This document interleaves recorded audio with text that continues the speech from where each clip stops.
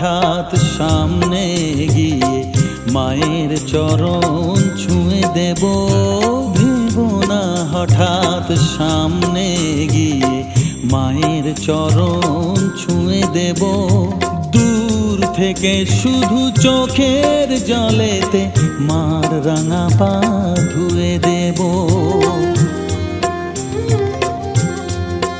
শুধু আরতি যখন করবে মার পূজা দীপ তুলে ধরবে। আরতি যখন করবে মার পূজা দীপ